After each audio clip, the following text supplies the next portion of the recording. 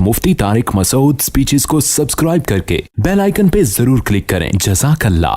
ख़वातीन नमाज में क़याम और सजदा कैसे करें? बिनते खालिद महमूद सियालकोट से। ख़वातीन तकबीर तहरीमा में कितना हाथ उठाएं, हाथ किस तरह से बांधें, सजदे में पाँव किस तरफ निकालें और सलाम किस तरह फेरें? बिनते खालिद महमूद सियालकोट से पूछती हैं। देखिए, ख़वातीन तकबीर तहरीमा में हाथ किस तरह उठाएं।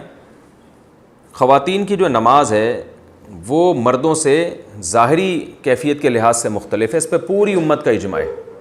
इस पर मैं दलाइल से कई बार रिकॉर्डिंग भी करवा चुका हूँ। ये अब शुरू किया है, फतावा बाज़ उलमा ने दिए हैं कि ख़वातीन ऐसे ही नमाज़ पढ़ेंगी जैसे मर्द नमाज़ पढ़ते हैं, और दलील ये देते हैं कि रसूलुल्लाह सल्लल्लाहु अलैहि वसल्लम ने फरमाया सल्लू कमा रअयतुमूनी उसल्ली, ऐसे नमाज़ पढ़ो जैसे मैं पढ़ता हूँ।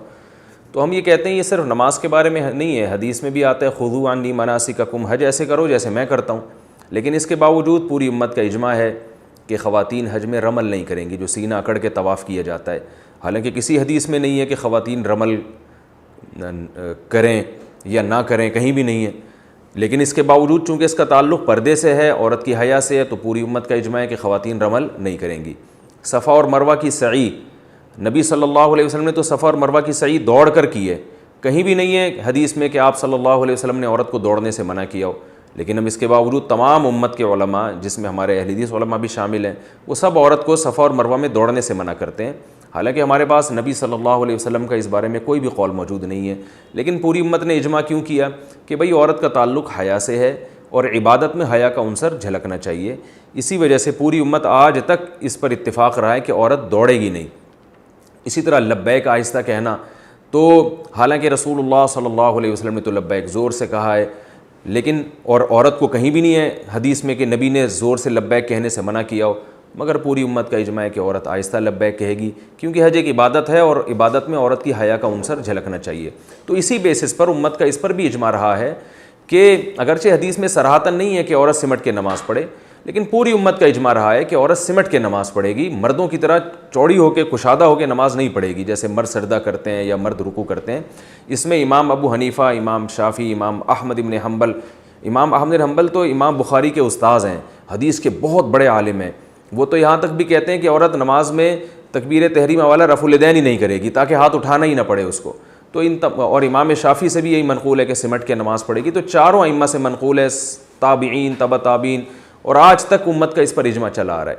तो अब अगर कोई इसमें हदीस का मुतालबा हमसे करता है कि हदीस में दिखाओ कि कहाँ लिखा है कि औरत सिमट के नमाज़ पढ़ेगी, तो उससे फ़ौरन आप मुतालबा करें कि हदीस में ये कहाँ लिखा है कि औरत आहिस्ता लब्बैक कहेगी, औरत सफ़ा और मरवा की सई जो है वो दौड़ेगी नहीं उसमें बल्कि चल के करेगी, और औरत रमल नहीं करेगी, सीना खड़ा के पहले 3 चक्कर नहीं लगाएगी तवाफ़ के। तो जैसे वहाँ हदीस नहीं है, उम्मत का इजमा है, तो ऐसे यहाँ भी हदीस नहीं है, उम्मत का इजमा है।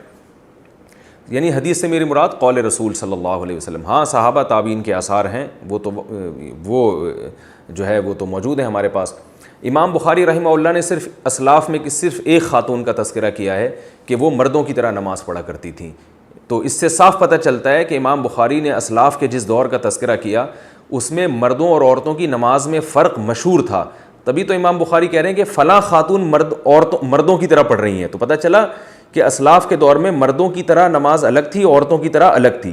तो इससे साफ़ पता चलता है कि उन औरत के अलावा जितनी औरतें थीं असलाफ़ में, सहाबा और ताबिइया, वो सारी औरतों की तरह नमाज़ पढ़ रही थी। तो इसलिए इमाम बुखारी ने सिर्फ एक ख़ातून का तज़किरा किया है, तो बाकी तमाम उनके अपोजिट चल रही थी और वो औरतों की तरह सिमट के नमाज़ पढ़ रही थी। ये वो दलाइल हैं जिनका इंतहाई एहतराम के साथ अहले हदीस उलमा के इंतहाई एहतराम के साथ ये वो दलाइल हैं जिनका हमें इस जवाब नहीं मिलता। तो इसलिए ये पूरी उम्मत का इजमा है कि ख़वातीन जो है वो सिमट के नमाज़ पढ़ेंगी। बाज़ हज़रात तो इसमें तशद्दुद बरतते हैं और हनफिया को बहुत लताड़ते हैं कि इन्होंने हदीस की मुखालफत की और औरत को हुक्म दिया है कि वो सिमट के नमाज़ पढ़े, हदीस की मुखालफत की है। लेकिन अजीब बात है कि यही हज़रात इमाम अहमद इब्न हम्बल पे क्यों एतराज़ नहीं करते, ये हज़रात इमाम शाफ़ी पे क्यों एतराज़ नहीं करते। इमाम अहमद इब्न हम्बल और इमाम शाफ़ी तो ये हदीस अपनी मुस्नद में लेकर आए हैं कि सल्लू कमा रअयतुमूनी उसल्ली, ऐसे नमाज़ पढ़ो जैसे मैं पढ़ता हूँ। इसके बावजूद इसके ख़िलाफ़ फतवा दे रहे हैं, इसलिए कि उन्होंने अपने ज़माने में देखा है, पूरी उम्मत को एक तवातुर से एक अमल करते हुए देखा है। और रसूलुल्लाह सल्लल्लाहु अलैहि वसल्लम की सही हदीस है, ला तज्तमिउ उम्मती अला ज़लाला, मेरी उम्मत गुमराही पे जमा नहीं होगी।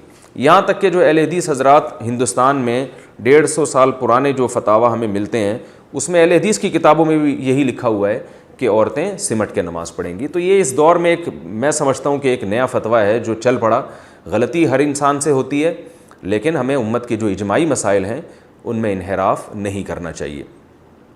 اور خود حدیث سے بھی ثابت ہے کہ پردے کے معاملے میں عورت کا حکم مرد سے مختلف ہے.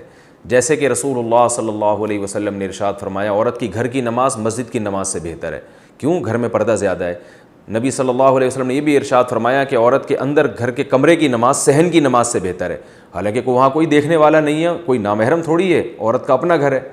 میں اس لیے کہہ رہا ہوں کہ بعض علماء یہ کہتے ہیں کہ بھائی اگر اکیلے میں عورت نماز پڑھ رہی ہے تو پھر بھی اس کو سمٹ کے نماز پڑھنے کا حکم کیوں دیا جاتا ہے, حالانکہ وہاں تو دیکھنے والا کوئی نہیں ہے. تو ہم یہی بات کہتے ہیں کہ عورت کے گھر میں کوئی نامحرم نہیں ہے, پھر بھی حدیث میں آتا ہے کہ صحن سے کمرے میں نماز پڑھنا اس کے لیے زیادہ بہتر ہے. تو اس سے صاف پتہ چلتا ہے کہ عورت کی نماز میں حیا کا عنصر جھلکنا چاہیے اور یہ ظاہر ہونا چاہیے کہ یہ عورت ہے.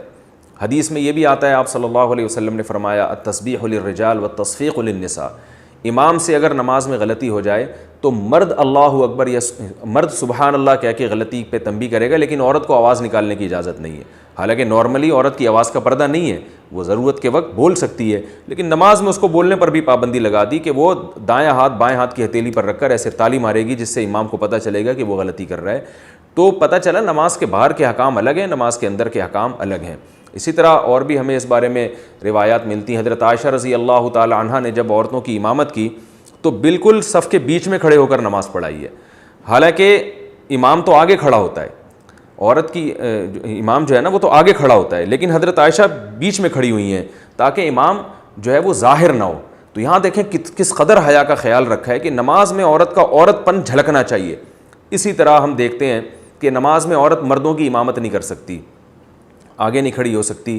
بیٹا ماں کو نماز پڑھا سکتا ہے, ماں بیٹے کو نماز نہیں پڑھا سکتی. حالانکہ ماں کا درجہ تو بیٹے سے زیادہ ہے, اس کے باوجود ماں جو ہے وہ نماز میں پیچھے کھڑی ہوگی, بیٹا آگے کھڑے ہوگا. تو اس میں اللہ تعالیٰ نے جو ہے نا ایک نماز میں مرد اور عورت میں ایک بڑا فرق رکھا ہے کہ ان کا فرق, یہ فرق نماز کے اندر جھلکنا چاہیے. تو یہ وہ تمام احادیث ہیں اور روایات ہیں جن سے تمام فقہاء نے استدلال کیا ہے کہ بھئی اس سے صاف پتہ چلتا ہے کہ عورت اور مرد کی نماز کی جو ظاہری کیفیت ہے اس میں بہت زیادہ فرق ہے. وہ فرق جھلکنا چاہیے نماز کے اندر, اور یہ تواتر سے اجماعی مسئلہ چلا آ رہا ہے.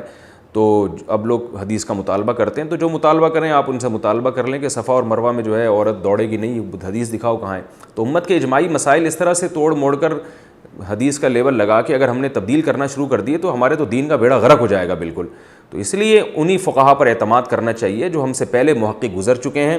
عبداللہ بن مسعود رضی اللہ تعالیٰ عنہ کی روایت ہے, فرمایا من کان منکم مستنن فلیستن بمن قد مات فإن الحی لا یؤمن علیہ الفتنہ.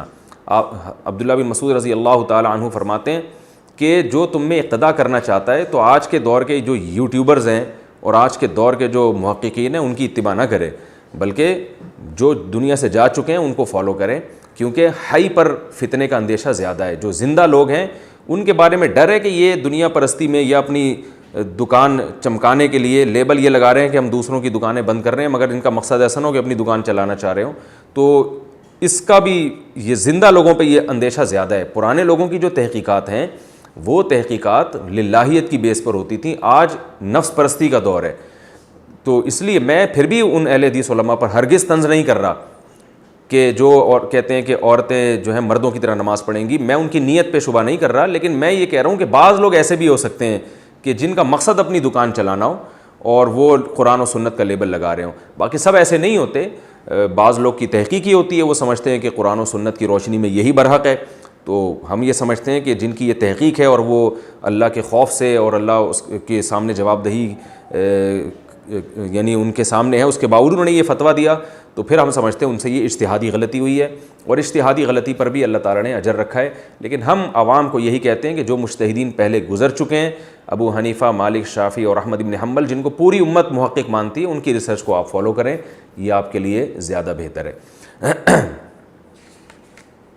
ہاں, تو اب جو بات یہ کہ اصل تو یہ کہ عورت سمٹ کے نماز پڑھے گی.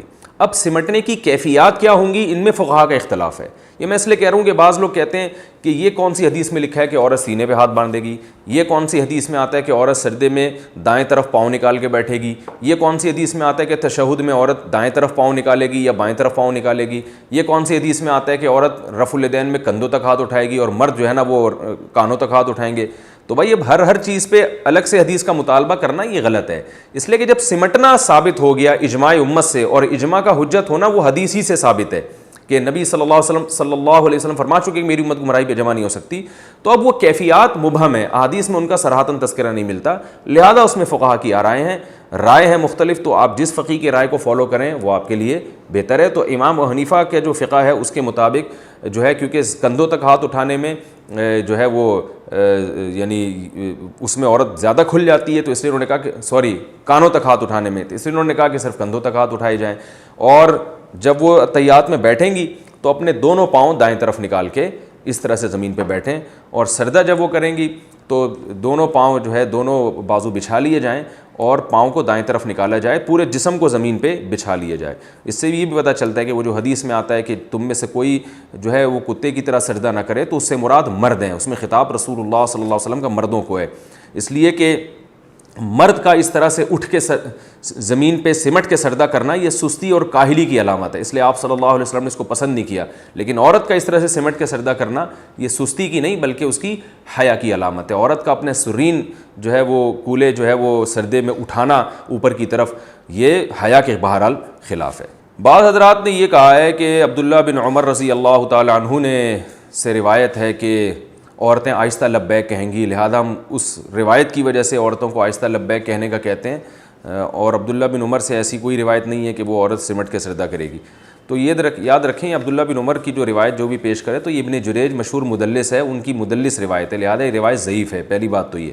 دوسری بات یہ کہ اگر آپ قول رسول نہیں پیش کر سکتے تو پھر اسلاف کے اقوال تو ہمارے پاس بھی ہیں جس میں عورت کو سمٹ کے سجدہ کرنے کا حکم دیا گیا ہے, جیسے ابراہیم نخعی رحمہ اللہ تعالیٰ. اچھا, ابراہیم نخعی رحمہ اللہ سے ایک روایت یہ بھی ہے کہ عورت اور مرد کی نماز میں کوئی فرق نہیں ہے, اور ایک روایت یہ بھی ہے کہ عورت نماز میں سمٹے گی. تو بعض لوگ ان کی دوسری روایت پیش کرتے ہیں کہ ابراہیم نخعی جیسے جلیل القدر تابعی جن کا امام بخاری بھی بڑا تذکرہ کرتے ہیں, تو وہ یہ کہہ رہے ہیں عورت کی مرد کی نماز میں کوئی فرق نہیں ہے. تو یاد رکھیں یہ جو روایت ہے ان سے دونوں روایتیں, ایک روایت میں آتا ہے کہ وہ ابراہیم نخعی کہتے ہیں کہ عورت اور مرد کی نماز میں فرق نہیں ہے, ایک میں آتا ہے کہ فرق ہے. تو صاف پتہ چلتا ہے کہ اس روایت کا مطلب کچھ اور ہے, اس کا مطلب کچھ اور ہے. تو عورت اور مرد کی نماز میں فرق نہیں ہے رکعتوں کے لحاظ سے, قرات کے لحاظ سے, تسبیحات کے لحاظ سے. جو مرد نے پڑھنا ہے وہی عورت نے پڑھنا ہے, جتنی رکعتیں اس نے پڑھنی ہے اتنی اس نے پڑھنی ہے, اس لحاظ سے کوئی فرق نہیں ہے. اور دوسری جو ابراہیم نخعی سے روایت ہے جس میں آتا ہے کہ فرق ہے, اس سے مراد ہے کہ ظاہری کیفیت کے لحاظ سے فرق ہے. میں اس لیے کہہ رہا ہوں ایسا نہ ہو کوئی ابراہیم نخعی سے وہ روایت پیش کر کے آپ اس سے متاثر ہوں اور کہیں کہ اچھا بھئی یہ تو ہمیں ان سے بھی ایک اسلاف کا قول مل گیا. تو ایسا نہیں ہے, اس قول کی کیا حقیقت ہے وہ میں نے آپ کو بتا دی.